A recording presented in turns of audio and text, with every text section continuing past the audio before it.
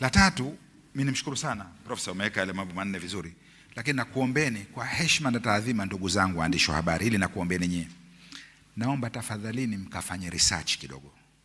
Nakuombeni sana, fanyeni research. Research fanyeni mambo matatu, mtamsaidia na Profesa Kitila Mkumbo.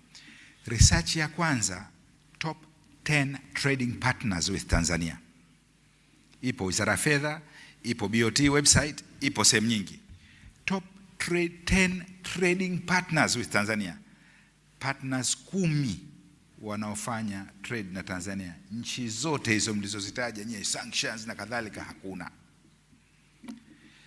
Ukichukua katika top 10, wa kwanza kabisa ni China, sawa sawa na wale watano wafuatao. Ile figa yake sawa sawa na wale watano. Sio, umenielewa? Lakini umenielewa? Naomba ili sababu sitaki mimi kama waziri wa mambo ya nje kutaja nchi. Kafanyeni nywenyewe mpate wa kwanza. Mimi nao hapa wote 10. Wa kwanza nani, wa pili nani, wa tatu, wa nne, wa tano mpaka 10 mtafika. Hilo la kwanza. Naongezea pale aliposema. Lakini la pili, kila nchi ina haki ya kuzuia wanachotaka. Juzi mfano umepitishwa $156 ni mkopo ule.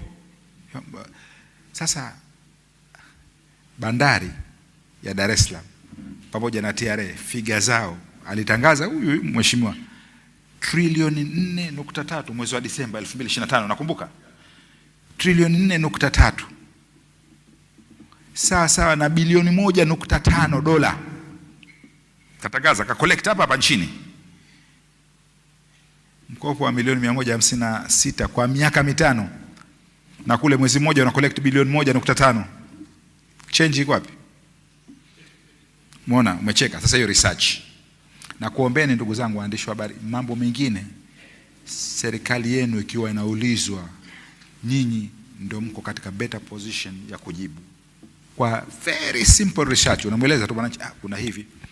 Kuhusu vikwazo, kila nchi duniani ina haki ya vikwazo vyake kidiplomasia, ina haki yake. Kuna nchi, mimi hata nikitaka kuoa au kutafuta msichana, kuna kikwazo, huruhusiwi kumwoa raia wa nchi hiyo. Mkitaka atakutajeni 10 sasa hivi nchi hizo. Huruhusiwi, hata msichana umpende vipi, uwe na pesa namna gani, yule msichana lazima apate kibali cha serikali kuolewa na wewe, ama aache uraia wake afate uraia wa mumewe. Ndio. Sisi ni very friendly country. Sisi ukioa kwetu nakukaribisha, ukiolewa tunakukaribisha. Ndio sheria zetu. Sasa hivi vikwazo kaeleza mheshimiwa, vya visa mbali, vya vikwazo wanawekeana wenyewe kwa wenyewe. Sisi bado hatujawekewa, tuna vitu vidogo sana. Hatuna bado vikwazo tulivyowekewa. Kuna visa B1 B2. Mimi kashukutwa mtaniona natinga Marekani. Na naomba nikuletee picha wapi nikiwa kwa Marekani. Alafu jiulizeni kuna kikwazo aina gani hapa. Kwa hiyo naomba sana tusijikite hivi, tuangalie zaidi mahusiano yetu ya kidiplomasia. Mheshimiwa ametoa maelezo mazuri sana. Urusi, mahusiano yao diplomasia. Nyie mlikuweko wengine, amesimama Marekani amezungumza, amesimama European Union amezungumza, amesimama yule mama Hungary, sijui Romania amezungumza. Wote na wote wana balozi zao kule. Kwa nini sisi tunajaribu kutafuta uchumi wetu kwa ajili ya wananchi wetu tuanze kuhangaika? Na la mwisho kabisa ndugu zangu wanahabari, tukianza na negative na ile negative ikatokea kwenu nyinyi, je, hili litawezekana? Itawezekana kweli? Tunaanza na negative. Let's start with positive. Ziara hii imefanyika baada ya miaka 57, rais wetu kaenda kule, hawa watu wako tayari kushirikiana na sisi.